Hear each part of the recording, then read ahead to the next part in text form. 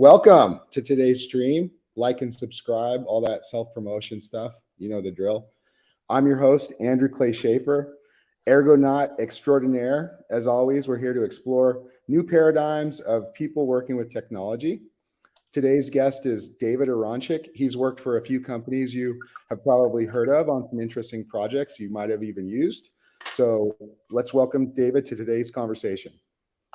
Thanks so much. I'm David Aronchick. I most recently led Kubernetes for Google on behalf of Google for about 3 years. I started an open source machine learning project called Kubeflow. Then I worked in Microsoft in the Office of the Azure Machine Learning, working on open source machine learning strategy and in the Office of CTO. And recently I am working on a brand new project around distributed compute called Bacalhau, which allows for a distributed compute over data. So one thing I want to start with is what's the name mean and how did you do that name? So we were in Portugal and we kept typing up like, okay, we're going to launch this and COD for compute over data. Somebody came up with the idea that we should name it COD in Portuguese. And that's what bacalhau is. It's a dish. It's not just like, it is a food, but it's also like a full-on dish. And you wander around and it's famous. It's all over the place. But it is impossible for American or English speakers to pronounce properly. It's bacalhau. So like the L is there, the H and L and H turn into a ya. And, it's kind of weird. It's all good. Well, it's funny because I was on Kubernetes, right? I was like, oh, this is a terrible name. I don't know who thought this up. I'm never going to have a terrible name again. And here we are. So with that, why don't you set up a little bit about the project, what it's trying to do, and like what problem does it solve that someone? Yeah. So what we see over and over again is, data is distributed, right? There are kind of three immutable facts in the world, right? You have one, the fact that data is very big, no question about it, right? Like Gartner says 175 zettabytes by 2025. Like we're starting to make up numbers here. Like it's so big. But the second and more interesting thing is that stuff happening between the different devices and bandwidth and networking is not keeping up anywhere near as fast, right? Meaning every year you get more and more data, but it's spread out all over the place. The numbers, people estimate 57% of data is being generated outside of traditional data centers today. So those two together mean, you have a bunch of data out there and it's just getting worse. It's harder to get more information and do things with it. But even if that wasn't the case, the third big pillar is the moment you move the data, more often than not, you start to trigger things like regulations, GDPR, data sharing, privacy, SOX, HIPAA. These all happen the moment you try and share or generate intelligence or anything around the data itself. So with these three things in place, we realize like really the only option here is to enable people to take the compute, the work they want to do today, and move it to where the data is. And to do that, you take, with the Bacalhau project, you can take anything that works you would like today. This could be, Wasm, could be GitHub, or Docker, could be anything, a random URL out there on the web, and you schedule your job on the network. It is not a centralized network like Kubernetes or Spark or Hadoop or things like that. Not that we're replacing them, but this is for your decentralized ones. You schedule it, it finds the data or the job or the node or the whatever you need to execute, goes and runs on that particular thing, and then delivers you just the results. And by doing this, it flips a whole bunch of things on its head around, how do you work over irregular networks? How do you split everything up and maintain security with things like data gravity? It just changes a whole bunch of dynamics around the way the market works today. So there's a bunch of questions in my head, but let's start with this one. How does it find the data, the right data for the job that you schedule? So we have a bunch of different scheduling constructs. The most fundamental one is we use a technology called Content ID, which builds a Merkle tree of all the content, for a particular storage object, the data set, and builds that up into a single hash. And that hash is now unique in the world. So if you point us at, or you launch Bacalhau server, which is just, one command, you start a node and you say, hey, I want to serve this data right here. What you use is IPFS as an implementation detail to generate this content ID, and then later you say, okay, now I want to schedule this job against that data over there, and it can schedule it. But we also have a lot of other scheduling constructs. We allow you to use things like labels and engines, CPU type architecture, things like that. You can do kind of whatever you like, but relative to data, that's often a very convenient way to do it. So you join the network with the data. That gives you back this hash that then you can then use in the future. Yep. Do you have any kind of tooling around how to manage those hashes or like semantics to like help people? No, sadly, that is an indexing problem right now. Unfortunately, there's not a terribly easy way to go about that. We do offer, like I said, it's an implementation detail, but there is a full private IPFS network behind the scenes. So like you could connect to that and use IPFS indexing and things like that. That said, we know very much that we want to have kind of data catalogs and things like that as you're, starting up these jobs. But we're a brand new project, so we're kind of like tackling what we want first. If you wanted to get a catalog of all the data, it's really easy. You can just like basically sort through. As every node joins, they'll have content IDs available and things like that, and you could query them depending on how many you have. You could build your content data catalog in that way. But again, no question, we want to make it much, much easier. Yeah, I'm trying to think about like the workflow that an organization would adopt, or how, in an open sense, people could participate in running jobs against some data. Yeah. So I don't know what your vision is for it, but imagine there's sort of public data sets that are in this system, and then people could run their jobs. Absolutely. But how do they find that data, or kind of have some semantics for it in the first place? Yeah, there's no question. We have, so right now we have a public network out there right now, just for test. You can go up to our website, you can go to our documentation page and run a bunch of these things. We have some sample things out there right now that you can go and run on very large data sets, molecular modeling and Landsat and things like that you can use. And the IDs for that data are all there.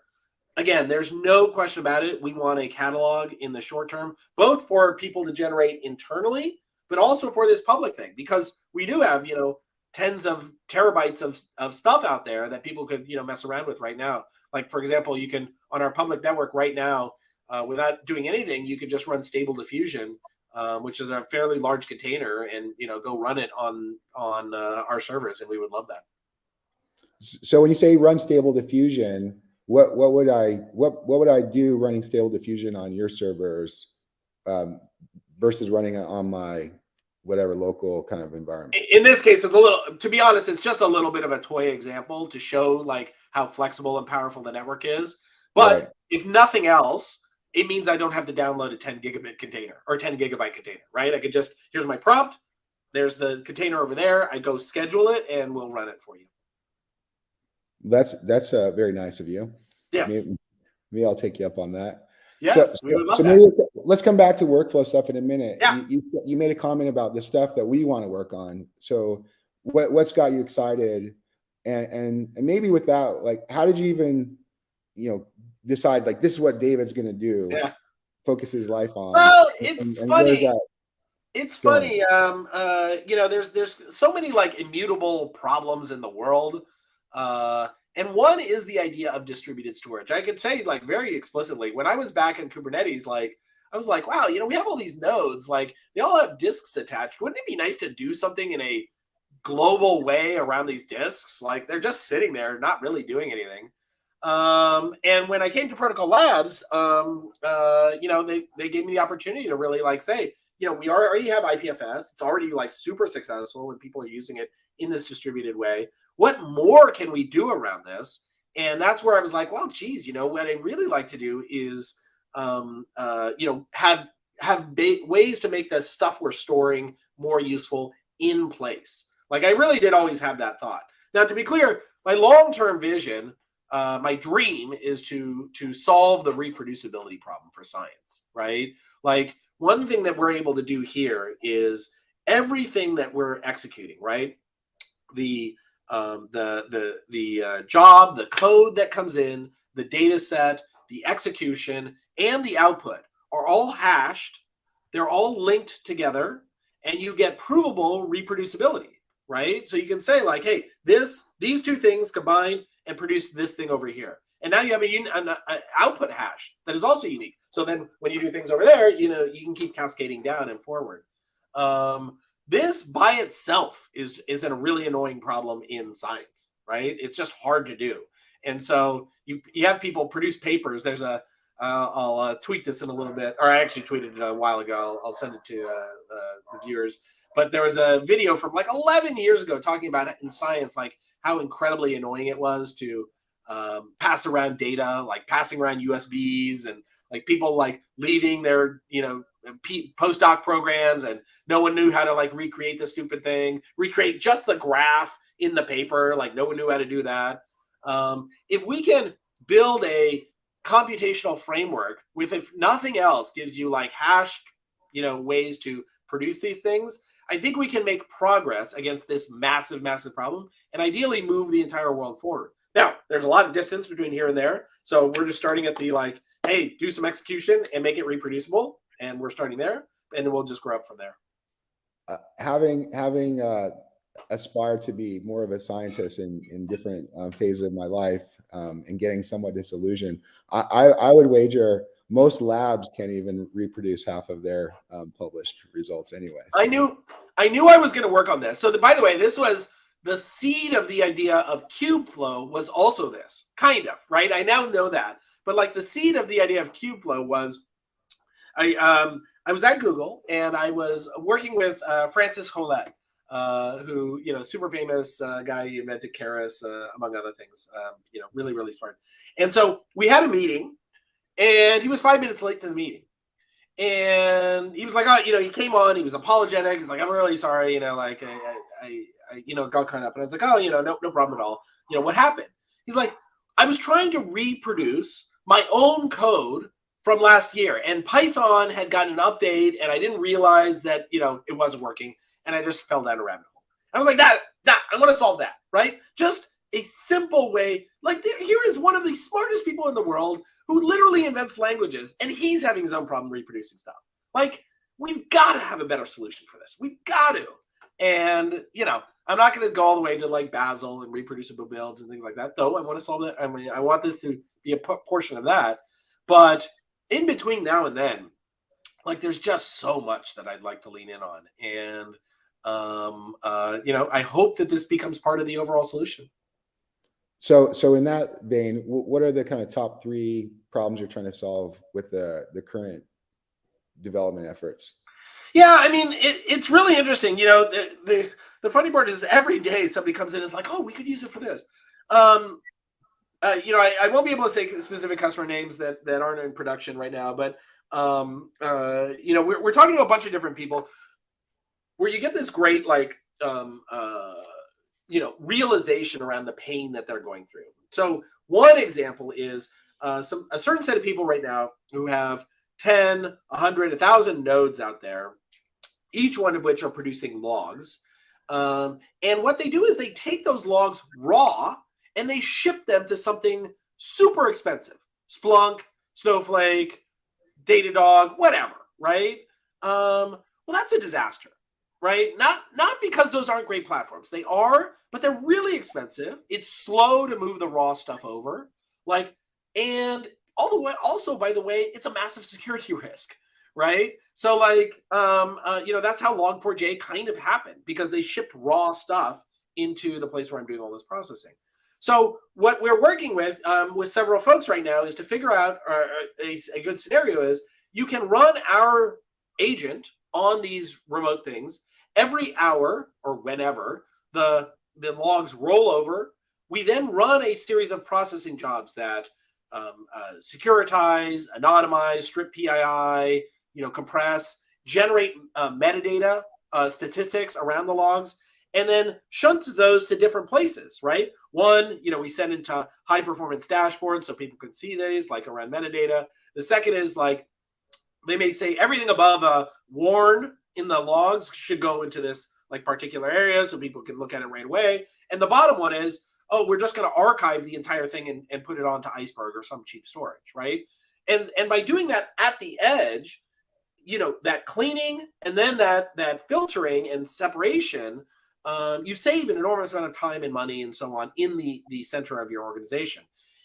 We can do that for you. Like you would write the specific jobs, but we schedule it. We make sure it runs. We tell you when it fails, all from a central dashboard, all completely configurable. So that's kind of like category one, like just at the edge, do more stuff before it gets to your center. Not replaces the center, just do more stuff. Step two, or a big second thing, is where you start to get into real disparate areas and figuring out how to execute where you have real network connectivity issues, right? Oil rig, boat, satellite, whatever. Today, central systems that schedule things are not great. It's not saying they're not good at like doing what they do, but they need constant connectivity to these places. There's no concept of, hey, I'm going to ship this thing over there, go run until you're done, and then give me the answer. If you were connected to that central thing, you would need to constantly be pinging back and forth, which is not how these systems work. Satellites go around the Earth, right? They may lose connectivity for some reason. We can be a very good solution for things like that. And to be clear, that's not just, I talk about all these crazy scenarios. It could just be cross-zone, right? Even across zones, you have, inside of AWS or Google or Azure, you have intermittent connectivity issues, right? Because they're not designed to be like that connected. That's why Kubernetes doesn't work that way. For example, I know this specifically. Like you normally spin up many Kubernetes, one per latency domain. We kind of flip all that on its head. So that's the second big category of things. The third big category is really around, leaning into that security thing. And on the security thing, we really like the way we're architected. It's really changing a lot of things where you can do things like if you have two organizations, let's say you have org A and org B. And in org A, they have all the precious data, and org B wants to get access to it. The way to solve that today is by having the people in org B do a data sharing arrangement with org A, and org A moves their data over. Well, that's a bit of a nightmare. People don't know. They have to obey the data privacy rules and so on and so forth in the other org. Nobody really wants to do that. Instead, you could imagine flipping a lot of this on its head, where the people in org B produce a function that moves into org A and executes in org A. And that execution can be audited on the way in. It executes without the data ever moving. And the results go into an enclave where, again, the people from org A can observe everything and do what's necessary to be done before it goes back. And by doing that, you're really changing the way a lot of this data sharing things work. It's like it's not a clean room. It's just a way of executing without the data ever moving into some third party. So, these are a couple of things. But like I said, it's crazy the number of people who lean in and are like, oh, yeah, we could also use it for this, or we can use it for this. Just last week, we were talking to some people who have federated learning, right? That's a situation in regulated industries where they want to do federated learning, but they're worried about any leakage going back into that central orchestration cluster because they can't. Regulatorily, they can't. Because nothing leaks back. It's only one way for us. You could do that kind of federated learning and only the weights go back. So it's quite powerful. That all sounds very interesting. I mean, if you worked on data projects, cleaning data, not trivial. So I bet there's a bunch of interesting things, especially when you're analyzing logs, making decisions about what is going to stay, what's going to go. Absolutely. And then over and over, data governance is a huge issue in a lot of these organizations, especially the big ones. Absolutely. I joke about it. I was talking with Joe Beta the other day, and he one of the co-founders of Kubernetes, and he said I am reinventing something that was inside of Google called Sawzall, and I totally forgot about it. But like Sawzall was this idea inside Google, like all the logs go into a central location that is completely hermetically sealed from everything else out there. And in order to do any kind of changes, you have to actually submit code changes to that, which then produces a result. But inside there, the logs stay there for like a week and then they're deleted. But because everything is all execution goes against code, you can go back and see like, okay, what did we run and what data did this output and all that kind of good stuff. So he's like, you're kind of reinventing it. And he's like, the reason you're reinventing it is because this needs to be there, because data is not the new oil. It's the new toxic sludge. And the toxic sludge has some little nuggets of gold in it. But if you let it leak outside of the whatever radioactive barriers, it's going to poison everything. And it's like, wow, that is a good analogy. I'm going to use that. You got to get it to the refinery. Exactly. You got to strip it away. You got to yeah, exactly. But you want to move the refinery to the exactly. The edge. I want to build 1,000 refineries.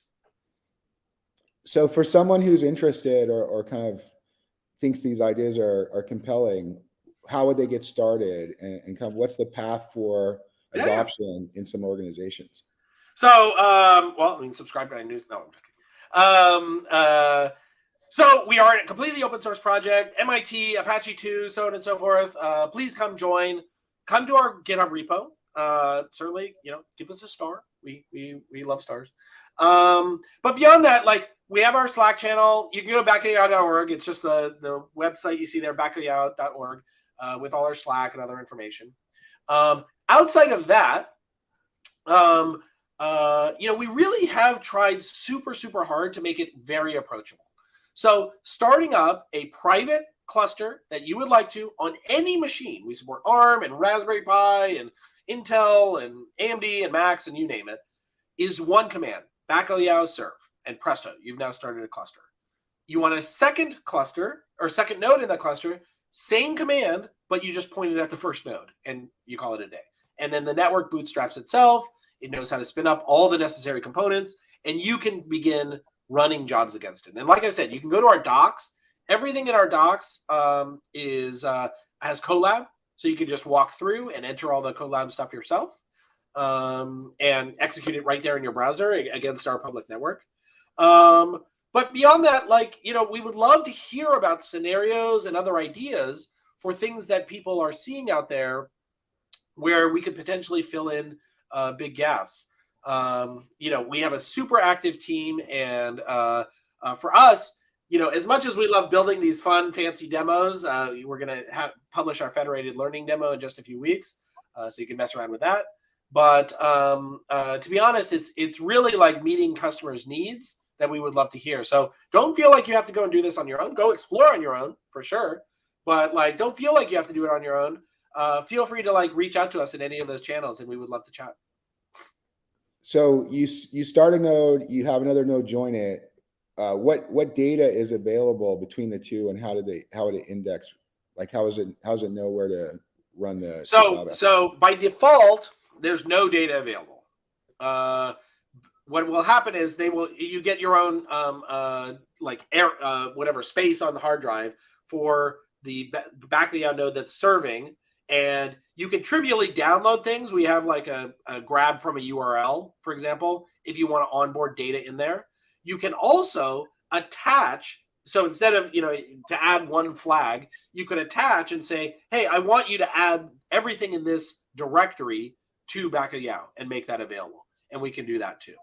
And then what happens is you take your container or raw WASM. So you don't even have to know WASM. You could just have a Python file. We support Python compilation right now. A Python file that looks at, a local disk. And it says, hey, I want this file from this local disk.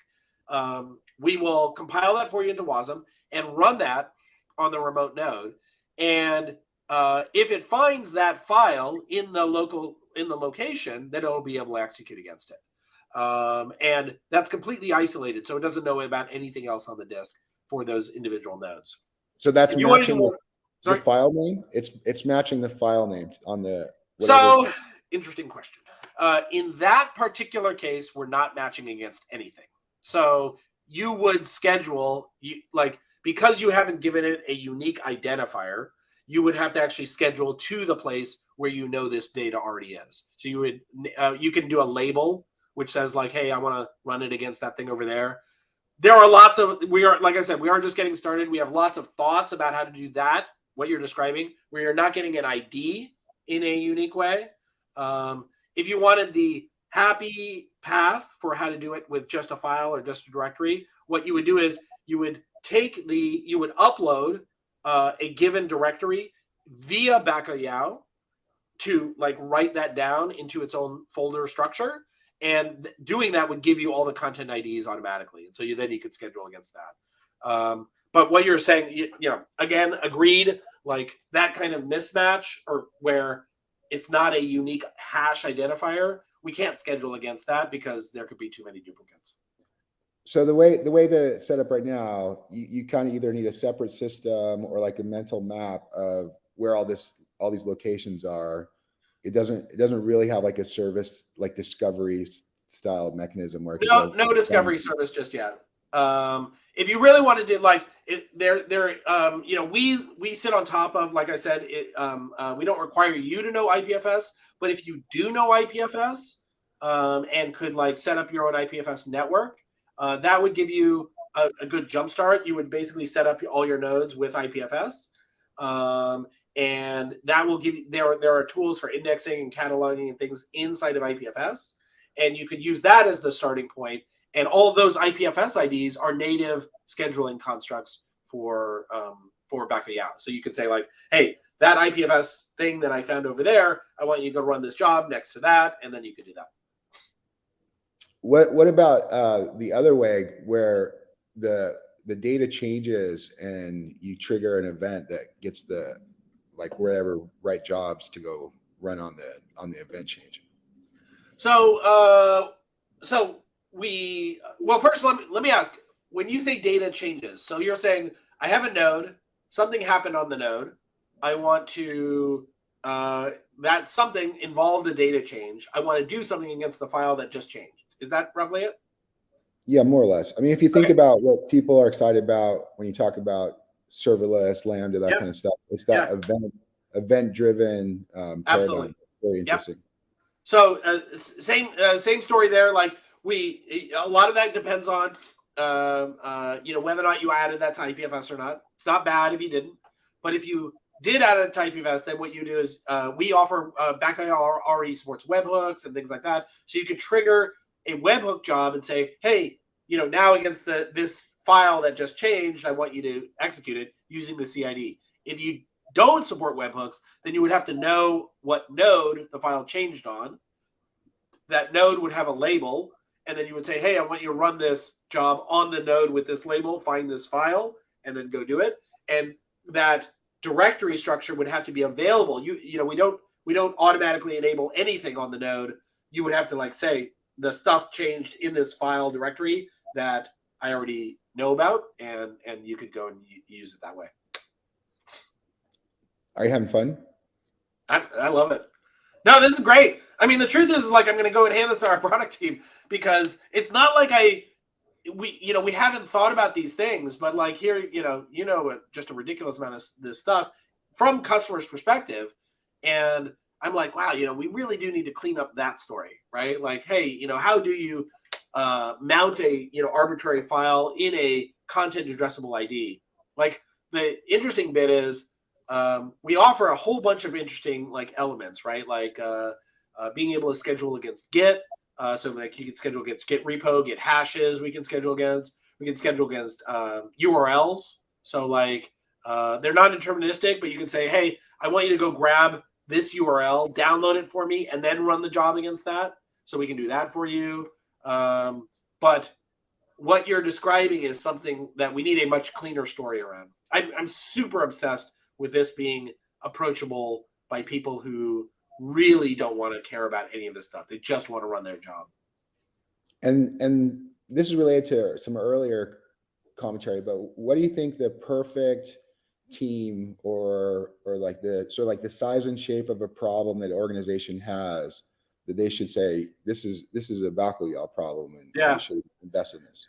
I mean, I certainly have unlimited aspiration for this, right? We just have so much space and time and like distance out there. I will say that the shorthand that I like to give people is, look, if you have 10 things producing data and you're producing more than about 100 gigabytes, you're probably running into a problem that we can help with, right? It's just one of those things where, like, doing what I'm describing on one machine or two machines or three machines, I would just write a bash script. I would SSH, I would do this. The moment you start to get into a certain size where it just becomes painful enough that you're like, wait, did the job on node number 7 finish properly? And what if it didn't? Why didn't it? Where's the error logs for that one in particular? I don't want to move that across zones. Like, that's going to cost me $100 because of interzone traffic costs. Like, those kind of things. That's where I'm starting to say, like, oh no, we can help you here, right? But even then, the number of times I hear people are like, if you've hand rolled something in Bash to solve a problem for you and drop that into cron, even that, like, on a regular basis, some kind of server maintenance or other things like that, even that I would argue is pretty applicable to us. Because, like, I was mentioning this the other day to somebody. Like, imagine you have 20 nodes, right? And on node number 17, or every node has a cron job on it, and it does log rotation, and it does disk cleanup, and it does this, and it does that. Imagine you were doing all those things, and node number 17 just stopped working. I don't know, it ran out of disk space or something like that. How would you know, right? Like, what is your sense that job is no longer being executed? I think, architecturally speaking, for me, the absence of information is not a good sign, right? Which is oftentimes what you find, that, hey, this thing just stopped responding. What you really want is something more active, saying like, hey, these nodes should have finished or should have done these jobs, and I don't know that. And that's where this distributed scheduler really steps in. The other thing that I'm hearing, quite a few people being really interested in is, we're really excited about the ability for us to be a cloud neutral execution layer, right? So, us scheduling a job inside of Amazon or inside of GCP or inside of Azure or on-prem or on a bunch of Raspberry Pis, it's the exact same thing, right? All we need is CPU or GPU or whatever, right? Like, that's it. We support all these platforms, and Docker and Wasm take care of the rest. It means that you kind of are getting serverless, or the equivalent of serverless, without having to know all the intricacies of a given cloud. So, wait, Fargate does this, and Google Cloud Run does that, and Lambda does this, and whatever, et cetera, et cetera. We give you a platform that works in all of those places, and not just in all of those places, but across those places as well. So you could have 10 nodes on GCP and 10 nodes on AWS and 10 nodes on prem and so on, and all of those feel like a common network with geo awareness and cloud awareness. So that's a really interesting area as well. Yeah, I have a pretty clear picture of how you solve this kind of like get a process started and run over data. But that was a callback to the comments I made earlier. Like, I'd love if there's a way for the data to somehow schedule itself. Like, when like this event means that these things should run. Yeah. As much as setting up the cron. No, I love it. For sure. I mean, we do have the webhook thing. We're debating how to do. We don't want to be in the like create a new agent kind of thing. There's so many services out there. So for us, it's how do we figure out, like, we were thinking, like, do we just attach to like standard OS signals on these various places and say like, hey, watch this folder, and if the folder signals in some way, like, trigger this job. Certainly possible. Like I notify stuff or whatever. Yeah, exactly right. So that's certainly an angle that we could take. I don't know what's the cross-platform support for iNotify? Like, does BSD have one? Does Windows? I'm not positive. I kind of know how it works on Linux, but Yeah, for sure.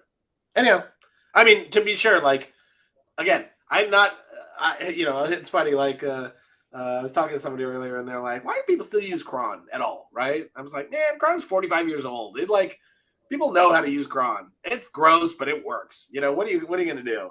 And it's true. I don't want to replace any of these things. I do. I mean, the interesting bit is I do want to add that layer of reproducibility and awareness and things like that.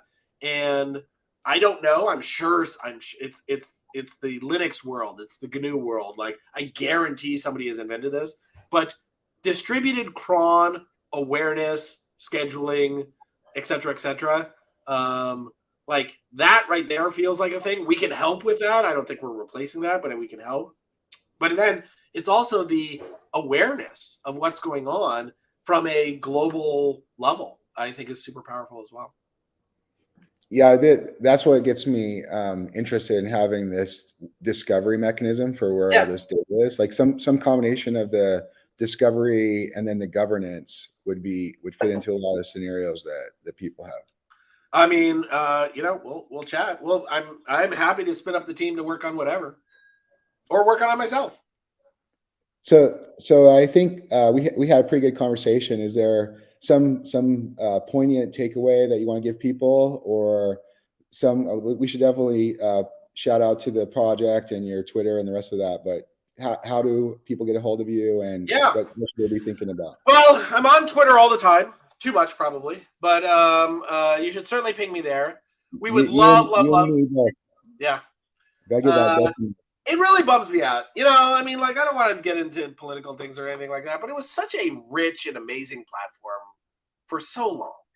And I'm waiting for the next thing. I don't think it'll ever go away. I think it'll turn into whatever, 4chan. I mean, it's literally a parody of itself right now. Yeah, with the Doge logo. It's just why? Yeah. Come on, man. It's funny. It's your platform. I get it, but like, it doesn't help. Like some guy, just stole the car and is driving it around town, joyriding with it. No, wow, that is exactly right. So come on Twitter, come to our GitHub repo, please. We would love for you to check out our docs, check out our examples, try it out. Go run Stable Diffusion. I did a video on stage of me generating 1,000 prompts of Stable Diffusion, creating cheese and space together. And it just did it, behind the scenes. So I was very excited about that. Come try it out. Tell us what you want to see in this. I already have 4 features out of this. So we want it. We want those features. We want people contributing, talking about it, and pushing us. Because like I said, we're a bunch of smart folks, but we're definitely not building. We're not solving our own problems. We use Backyao to solve our problems, to be clear. But our problems are much smaller and much more narrow than I think the availability and use of this platform. So my own interest and my own kind of perception is that I've wanted a way to run compute on data for a long time, and you can imagine this future where you don't really need app servers, you don't really need any of that. You just have this data. It's also kind of encapsulated some of the ideas that people talk about with data mesh, especially if you get the governance. Absolutely. Right? So just having this mesh of data and all. I mean, what I've learned over time, my own journey is you can spend all this time talking about configuration and deployment of the apps, but almost all the hard problems that people need to solve come back to data architecture, data governance. Like that's really what the hard problems are. It's not who can get the process to start and stop. It's like who can get the right data in the right place at the right time. Now, I mean, the point you brought up several times on here, the discovery ability of it, certainly that's how we started, right? Because you don't, across IPFS, you literally do not know who's hosting that data, right? So I don't even know where to go to run this job. And today, the way people do it is they shunt it all into this massive lake, which is a disaster. Like, couldn't I just go and find that data? And so we use content interest IDs to start there, but I think we need to do more. The data swamp paradigm isn't working for people. Well, it works if you have like one of those giant boats with the fan on the back and whatever. I can zoom over the top. Just run a MapReduce query on Yeah. the. Oh yeah. Is that all? It's funny. Like I got, and Google, of course, they have a billion different tools internally, and you get there, and like there were so many where you're like, wait, how is this a problem? Like, can't we just do this? And you're like, yes, you can do that when you're doing it on like 1 or 2 or 5 nodes. Do it against 1,000 nodes, and like you just used all the computation in the known universe or whatever, right? And you're like, oh yeah, that is hard. So this is one of the things I like about the people who've worked inside of the big spaceship, Yeah. Big G or whatever, and to me, a lot of like DevOps ideas, certainly things that like are influencing, like Kubernetes, obviously, is really about taking those paradigms Yep. that were proven to solve these problems at that scale, and then making them approachable and usable by the mere mortals out in the rest of the world. Yeah, I certainly like. I am just repackaging stuff that I've seen for like I don't know for the past 10 years. I'm repackaging stuff I saw internally. But you're exactly right, and it's interesting because that also really touches on probably the thing that is the most important to me, and that is I want this to be so approachable. Like I want it to be like you don't know anything about this system out there in the world. You just have a Python script, or you just have a sed, or you just have whatever grep. I don't know, but like that's all you have, and you just want it to run over there. That's an annoyingly hard problem today, and we would like to make that easier. I mean, I think the service problem, the discovery problem is you don't even need to know where there is, right? Yeah, yeah, exactly. Like, I want to answer this question, and I know that it exists somewhere, and then the rest of the magic happens, and I get the answer. 100%, 100%. So one like silly gratuitous thing, and then we'll get back to our day jobs. Yeah.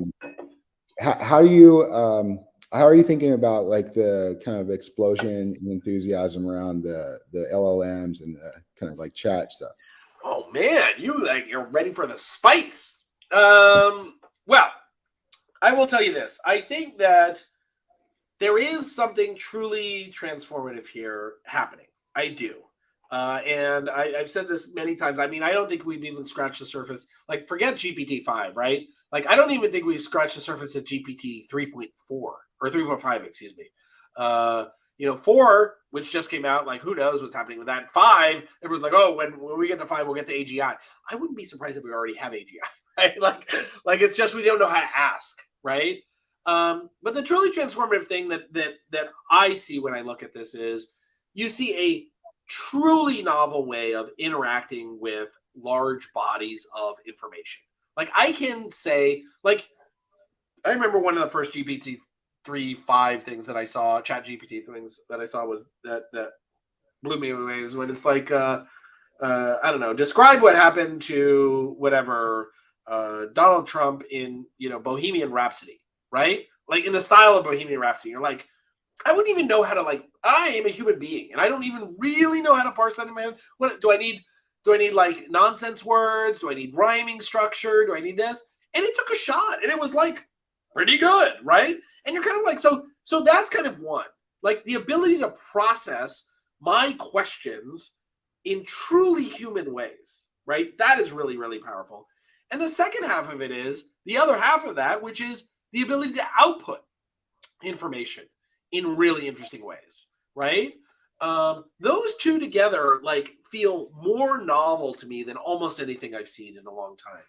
I don't think there's a fundamental problem that no one's really addressing yet, and that, or I haven't seen a good answer for, and that is, I don't know how, because they are inherently trustless, what we do about that. Does that mean we ask it set like the same question but kind of 17 different ways, and like have it behind the scenes ask 17 different things, and then like narrow down the result? Does that mean we like have them get a lot smarter? Well, I don't think the getting a lot smarter works, because they're never going to be they're just not designed to be trusted. The nature of it is that you always have to question the veracity of the claims. Yeah. So They're always going to be very confident, but not necessarily. exactly. But I was like, if I go to Google and I say, whatever, give me the lyrics for Bohemian Rhapsody or whatever, or, give me I wrote this the other day, actually. This is a great one. Maybe our listeners know. I swear to God, I remember there was a AI experiment by the military in the early 80s, I want to say, where they had the AI play war games against other humans. I want to say it was like the Navy. And the war games were such that like the AI won against all these like generals or admirals or whatever it was.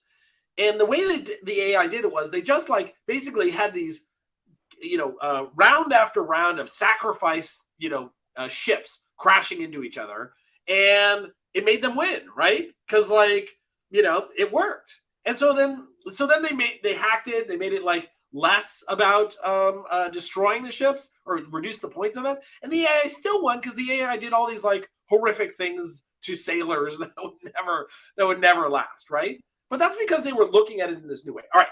So I remember this story so well. Maybe I created it out of thin air. What's that thing? The Mandela effect? But like, Mandela. yeah. So maybe I created it out of thin air, but I swear to God, I remember this. So I went to ChatGPT, or I think I went to Bard. Bard is really good, by the way. I really like it. But so I went to Bard and I asked it this question, and it was like it came up with a perfectly reasonable answer, but it was totally made up, right? I went and like queried a bunch of things about it. It was like it started answering things about Joshua because it must have anchored on war games, which Joshua was the evil character for there, and like the evil computer, so on and so on. Well, like, man, how am I ever going to get, like, I will never get to a point of trusting that, right? But if I was doing this in Google, which is the reason I went to ChatGPT in the first place, or Bard, is because Google wasn't giving me answers. But Google, at least, it gave you, 10 results. And I could go look at each of the results and say, like, is this true or not? Like, I'm evaluating each one. It takes no opinion, Google doesn't, on whether or not it's true or not. ChatGPT is saying, yes, this is true. That's the gap we're at right now. I think there's some of the most interesting research projects and kind of like productization stuff's working on is around the attribution problem and safety in general. Because it's also pretty interesting to see these examples where people can get the chatbots like totally off the rails into of course, then, if you really want to get spicy, the real problem is that nobody has a model for consciousness that anyone has generally agreed to. And so there's no question that these things are conscious according to certain definitions. By certain definitions, I question my own consciousness. Exactly. You get to this point where you're like, you've now narrowed it to the point where it's like me after 2 beers no longer qualifies, but ChatGPT does, right? Like, that's the state we're at. Like, I don't know. Philosophers are going to have to figure something out here, but like, selfishly, I don't really care.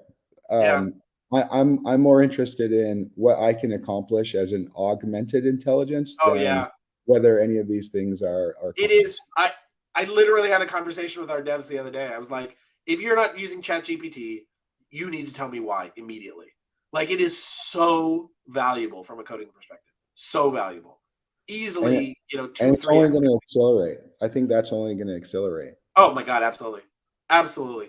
And especially as they start to allow more targeted, like narrow training on my code base, on like my Google history, things I've read, whatever, like it's going to just get better and better.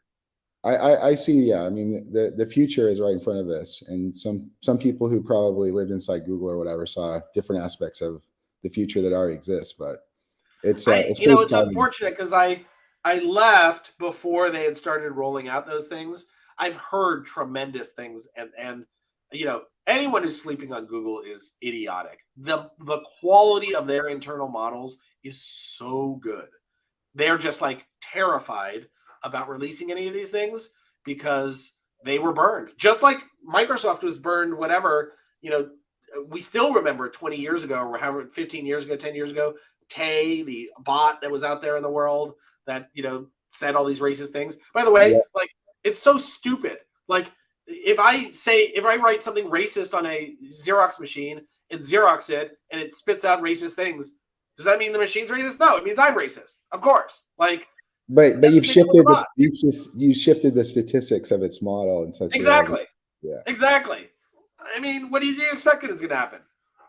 Anyhow. Well, with that, through the looking glass, I feel like there's lots of these 100%. only going to come out, and people have lived them inside. But I'm very excited. I think knowing enough about each of the different things, and you've been inside a bunch of these organizations. Once we all get to live in the future, then hopefully we can make good things. I mean, that's the dream, baby. That is the dream. So with that, I'll let everyone get back to what they're doing. And it was fun to talk and learn some new things with Dave today. And we'll see you next time. Thank you so much for that.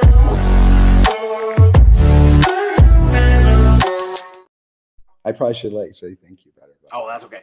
I actually have to run. I got my next meeting. This was so fantastic. I would be on every week. We'll do it again. We'll grow a roundtable. We've been trying to commit to generating more content, more conversations like this anyway. So zero question. I would love that. I love that. Okay, I got to run my next meeting. Let me know if I can help at all. And I do want. I mean, this is fantastic, but I do want to start getting these scenarios. Let's do it. By the way, does this help put a transcript anywhere? It will be the Google, YouTube, CC, whatever it comes up with, auto-generated. Awesome. All right. Thanks, man. Bye.